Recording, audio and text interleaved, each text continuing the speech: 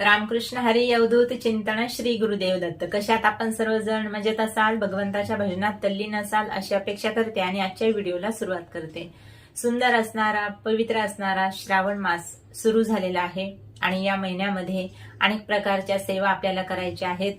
ज्यांना ज्या शक्य होतील त्या सेवा आपण या महिन्यात करणार आहोत.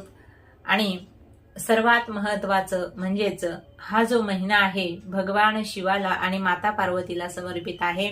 तर या दोन देवतेंची उपासना या महिन्यामध्ये अधिकाधिक करणं हे अत्यंत महत्वाचं आहे. तर भोलेनाथांचा अभिषेक आपण या महिन्यात करत असतो. कुणी त्यांच्या कुलधर्मानुसार, कुलाचारानुसार या महिन्यामध्ये आपले जे कुलदेवता आहेत त्यांचा सुद्धा अभिषेक केला जातो. जे ग्रामदैवत आहे त्यांचा सुद्धा अभिषेक केला जातो. तर जशी ज्यांची परंपरा आहे त्या पद्धतीने आपण या महिन्यात कुलाचार, कुलधर्म सुद्धा करत असतो. आणि त्याचबरोबर संपूर्ण महिनाभर काही जण भगवान शिवाची आराधना करतात. त्यामध्ये मग कुठल्याही प्रकारची उपासना असेल, मंत्रजप असेल किंवा अभिषेक असेल किंवा कुठल्या एखाद्या ग्रंथाचं पारायण असेल तर त्या सेवा आपण या महिन्यात करणार आहोत. सर्वात महत्वाचं म्हणजेच भगवान शिवाचा अभिषेक. तर ज्यांच्याकडे जी सामग्री उपलब्ध आहे ती सामग्री घेऊन आपल्याला भगवान भोलेनाथांचा अभिषेक या महिन्यामध्ये करायचा आहे. पण काही जण फक्त जलाने अभिषेक करतात, गंगा जलाने. कुणाकडे पंचामृत असेल तर त्याने अभिषेक केला जातो. कुणाकडे ज्या काही वस्तू असतील त्या भगवान शिवाला समर्पित करण्यासाठी या महिन्यात आपण तयारी करत असतो. आणि ती तयारी जवळजवळ प्रत्येकांची झालेली आहे. म्हणून अभिषेक कसा करायचा आणि कोणत्या वस्तू महादेवाला समर्पित केल्याने आपल्याला कोणता लाभ मिळणार आहे हे जवळजवळ सर्वांच्या आता परिचित झालेलं आहे. पण सर्वात महत्वाचा विषय असा आहे, आपल्याला आपल्या जीवनामध्ये जर आपल्या नात्यामध्ये कटुता येत असेल तर भगवान शिवाच्या पिंडीवरती ही एक वस्तू समर्पित केल्याने आपल्या नात्यामध्ये कशा प्रकारचा गोडवा येईल तर त्याविषयी आपण या व्हिडिओमध्ये जाणून घेणार आहोत. म्हणून हा व्हिडिओ शेवटपर्यंत नक्की पहा. तर बघा, वेगवेगळ्या प्रकारच्या साधना आपण या महिन्यात करणार आहोत. उदाहरणार्थ, उसाच्या रसाने जर आपण अभिषेक केला पिंडीला महादेवाच्या तर आपल्या जीवनातील जे आपलं आरोग्य आहे ते चांगल्या पद्धतीचं राहतं. म्हणजेच आरोग्याविषयी ज्या तक्रारी आहेत त्या निघून जातात. तसेच जर दुधाने आपण अभिषेक केला तर आपल्या जीवनामध्ये स्थैर्य निर्माण होतं.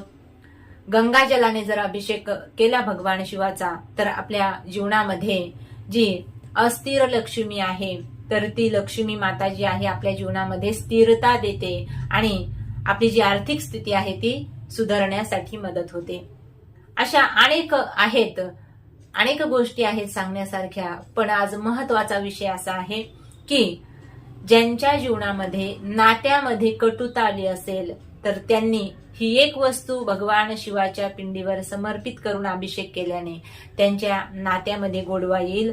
कारण सध्या सगळं काही आहे माणसाकडे, पण माणसं जी आहेत ती माणसापासून दूर होत चाललेली आहेत. मग काही जण उगीच आपल्या जवळच्या व्यक्तीला बोलत नाहीत, त्याची काहीही चुकी नसताना काही लोक असेही असतात जीवनामध्ये, आपल्याच नात्यातले आपल्याच जवळचे लोक असतात, आपली कुठलीही चुकी नसताना ते आपल्याला बोलत नाहीत, बोलणंच बंद करून टाकतात. या एका वस्तूने जर आपण भगवान शिवाला अभिषेक घातला तर तुमच्या जीवनामध्ये नात्यामध्ये जर कटुता आलेली असेल, आता कटुता म्हणजे काय, आपण कितीही चांगलं वागा तरी समोरच्याला आपलं जे वागणं आहे ते जर पटत नसेल तर त्या नात्यात गोडवा राहत नाही. किंवा आपले जवळचे नातेवाईक असतील, उगीच आपल्याशी दुरावा धरतात, उगीच काही जण बोलणं बंद करतात. बरं, कुठल्याही प्रकारची जर आपली चुकी नसेल आणि तरीही आपले नातेवाईक किंवा जवळचे लोक आपल्याला बोलत नसतील किंवा आपल्यापासून दूर राहत असतील, दूर म्हणजेच काय तर आपल्याकडे जेव्हा कार्यक्रम असतात तेव्हा ते येत नाहीत, आपण फोन केलेला सुद्धा उचलत नाहीत, किंवा पती पत्नी मध्ये सुद्धा काही वैचारिक दृष्टिकोनातून जर दुरावा निर्माण झाला असेल तर एका वस्तूने आपण भगवान शिवाला या महिन्यात संपूर्ण महिनाभर नाही तर फक्त 9 दिवस किंवा 11 दिवसाची ही सेवा आहे. 11 दिवस किंवा 9 दिवस तुम्ही भगवान भोलेनाथांच्या पिंडीवरती या एका वस्तूने अभिषेक करायचा आहे. आणि ती वस्तू काय आहे तर ते आहे केशर. गंगाजलामध्ये केशर मिश्रित नाही का गंगाजल जर भगवान शिवाच्या पिंडीवरती समर्पित केले, भगवान भोलेनाथांच्या पिंडीवरती अभिषेक करताना जर आपण गंगाजलामध्ये केशर मिश्रित केलं, केशर मिक्स करून भगवान भोलेनाथांच्या पिंडीवर अभिषेक याने जर केला, संपूर्ण महिनाभर करायची गरज नाही, फक्त 11 दिवसाची ही सेवा आहे. आणि 11 दिवसाची सेवा कुणीही करू शकता, अगदी सोपा उपाय आहे. आणि त्यासोबत तुमच्याकडे जर मध असेल तर मधाने सुद्धा भगवान भोलेनाथांना या महिन्यामध्ये अभिषेक जर घातला, अभिषेक केला, किंवा मंदिरात आपल्याला जाता येत नसेल तर आपल्या घरामध्ये जी महादेवाची पिंडी आहे तिच्यावरती सलग 11 दिवस संकल्प घेऊन ही जर सेवा आपण केली तर आपले जे नाते आहेत, नाते संबंध सुधारायला मदत होईल.